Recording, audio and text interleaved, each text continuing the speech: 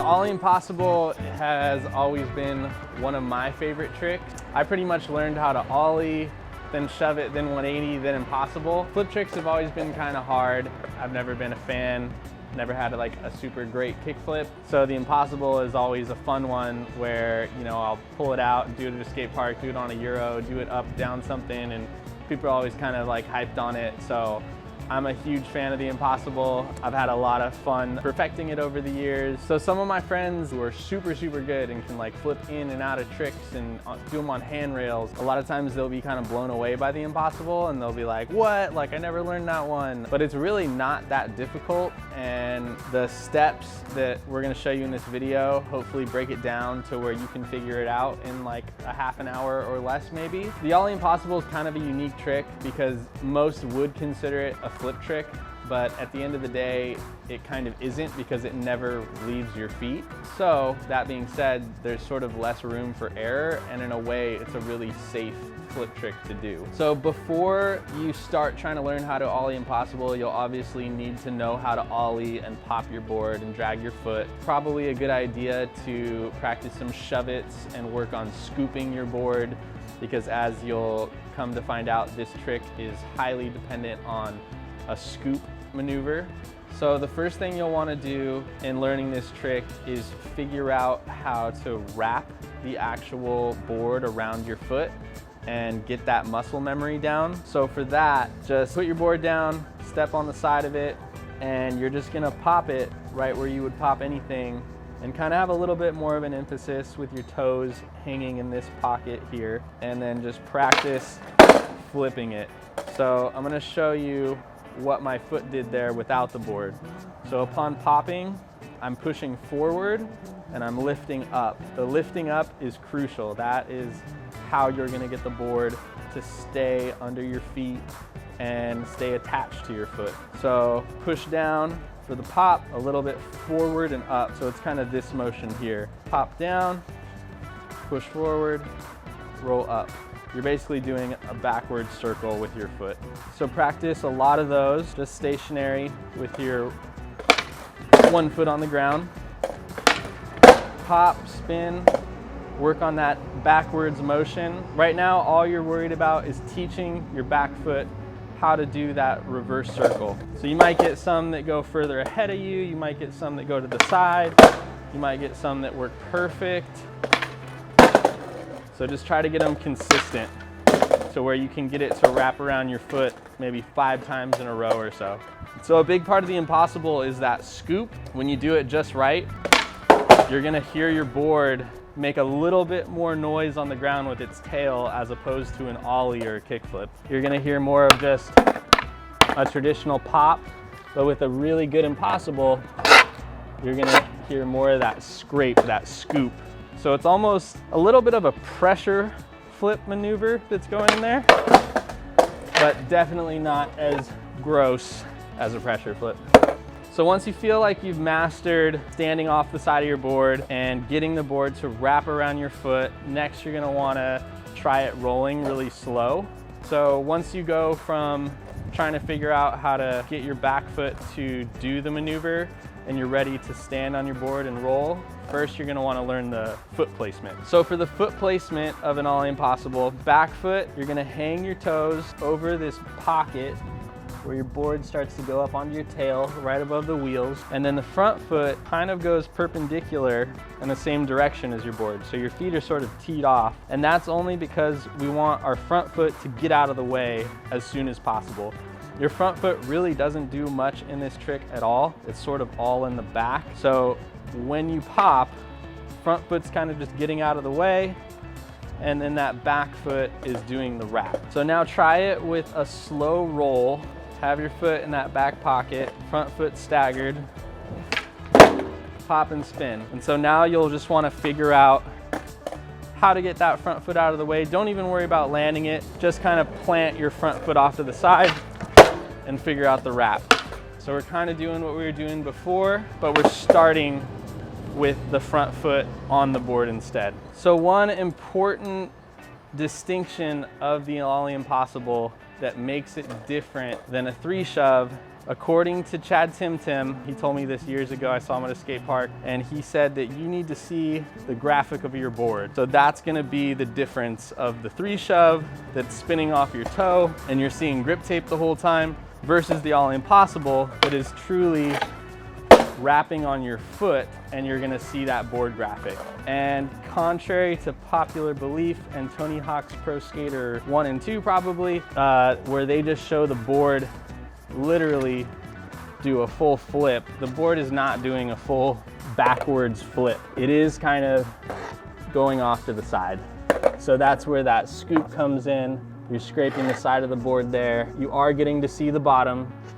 It's wrapping and it goes around. Some people that have really good ollie impossibles that you might want to look up just for reference, definitely Dylan Reeder, rest in peace. He had one of the greatest ollie impossibles of all time. He would do it into manuals, he did it over fences and to tail grabs, he did it over a bench in New York. That's another cool part about the trick, is that because you're wrapping the foot, your pop doesn't matter as much. You do need pop to get it off the ground, but once it's starting to wrap, you can kind of just lift up your foot higher to make the trick go higher.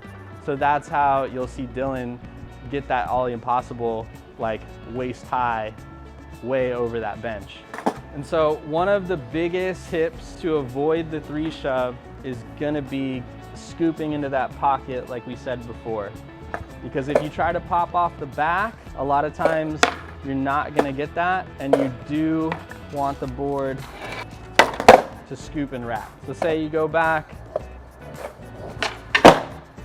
you're getting the board to spin, but you're not seeing the bottom, you're still having that problem of the 3 shove, then step off the board, leave the front foot on the ground, and get that muscle memory for the wrap. That's what you need more than anything. So once you're successfully doing this trick, popping it, wrapping it, and your back foot is landing on it, and you feel like you're ready to plant your front foot down, keep in mind that the front foot is going away and it's coming back on. So it's sort of a timing issue there. Pop, you're gonna get the wrap. Once you feel that the wrap's complete, just slide the foot over.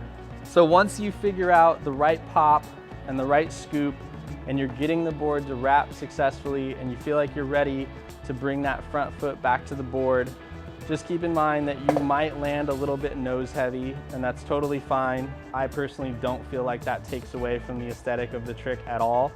You'll see a lot of times guys will land, you know, maybe their front foot is covering the hardware, back foot is a little closer to the middle of the board, totally fine. If you want to try to fight that, you can.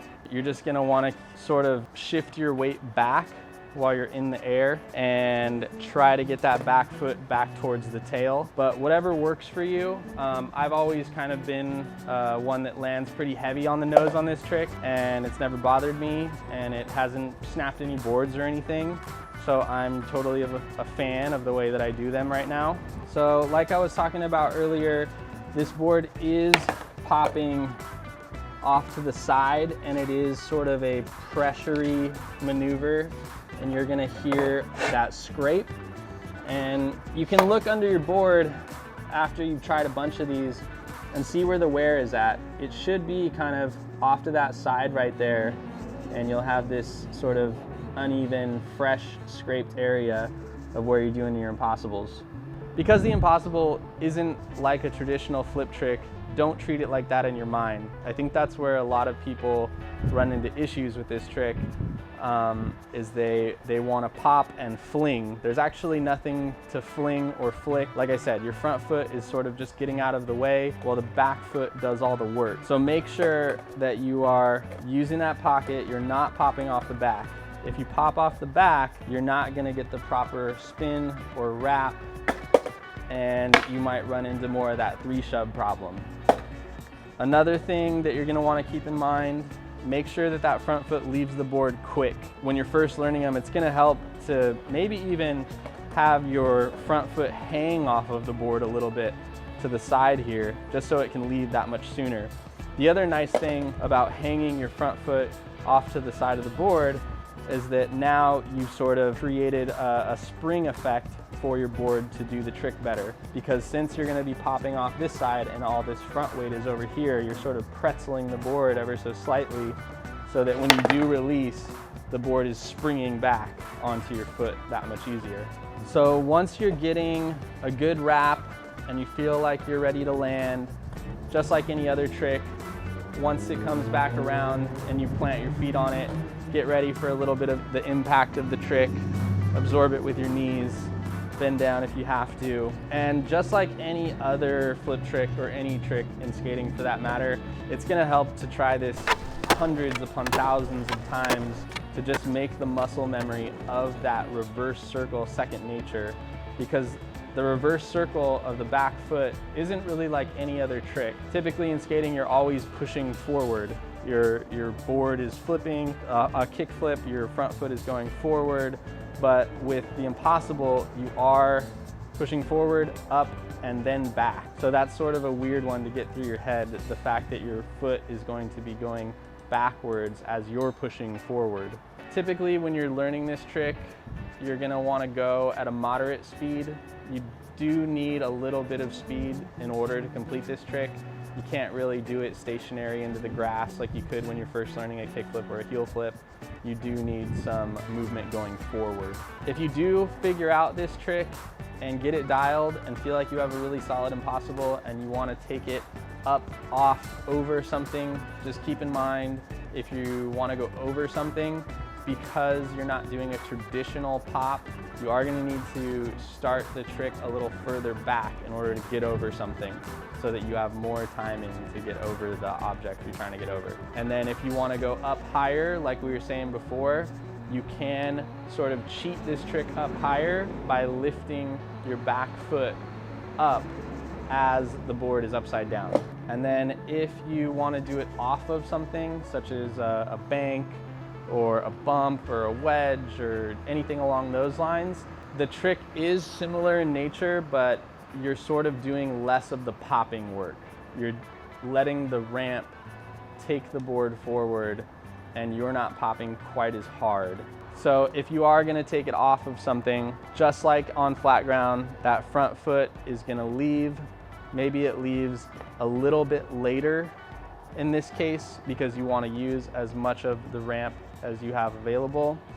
And like we were saying before, that the pop doesn't need to be as hard as you would think when you're going off of something, especially if it's a kicker that has a radius in it. You're gonna just let the ramp do the work and help the board flip over that much easier. Impossibles are also a pretty easy trick to figure out how to do fakie once you get them down regular. It almost makes the wrap easier because now you don't have to rely on your foot doing that backwards motion as you would forward. Since you're now going backwards, you're really just popping a little bit harder, letting it wrap around the back foot and catching it. So with all that being said, what's gonna help you the most is gonna be just going out and trying it a bunch of times. Most people can figure this one out pretty fast. Just keep that scoop in mind. You got to see the bottom of the board and figure out that muscle memory of your foot doing a backwards rotation in the air. Thanks for watching this tutorial on how to impossible. Hopefully you found it helpful. Please let us know in the comments if you'd like to see any other trick tip tutorials like this one. And be sure to like and subscribe and let us know what kind of content you want to see more of.